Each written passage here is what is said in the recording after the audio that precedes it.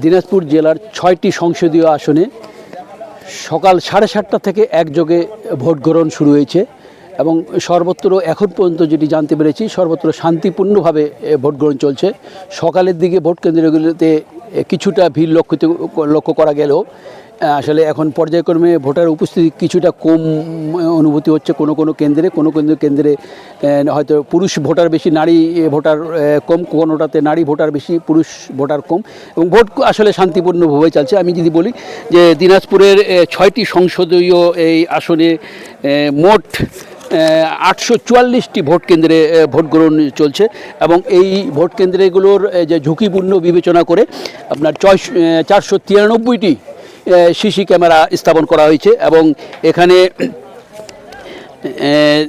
13টি উপজেলায় আপনার 26 জন নির্বাহী ম্যাজিস্ট্রেট এবং 13 জন জুডিশিয়াল ম্যাজিস্ট্রেট দায়িত্ব পালন করছে। পাশাপাশি স্ট্রাইকিং ফোর্স হিসাবে বিজিবি, র্যাব এবং সেনাবাহিনী রয়েছে। এছাড়া পর্যাপ্ত পরিমাণ ভোট কেন্দ্রে নিরাপত্তার জন্য হোয়াইট প্লাস প্রো সেনসিটিভ স্কয়ারে মাঠের বাইরেও তো আমরা এভাবে দেশপ্রেম দেখাতে পারি। পুলিশ এবং আনসার মোতায়েন করা হয়েছে।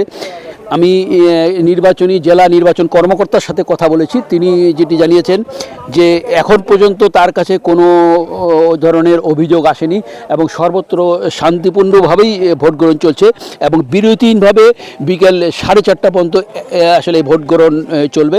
এরপরে যদি বিকেল 4:30টার পরে নির্বাচনী কোনো কেন্দ্রের চৌহার্দির মধ্যে কোনো ভোটার থাকে তাহলে সেই ভোটারদেরকে ভোটদানের সুযোগ দেওয়া হবে, এটি যিনি জানিয়েছেন এবং এটি নির্বাচনী এবং সর্বত্র নির্বাচনী যে আচরণবিধি মেনেই কিন্তু আসলে প্রতিটি কেন্দ্রে সুষ্ঠুভাবে ভোট গ্রহণ চলছে।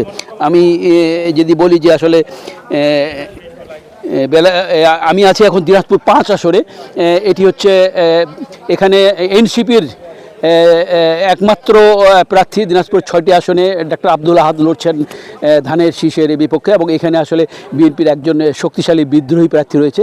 ফলে এই আসনে কিন্তু আসলে ভোটারদের উপস্থিতিও লক্ষণীয় এবং বলা যায় যে বেশ উৎসবমুখর পরিবেশে ভোট গ্রহণ চলছে।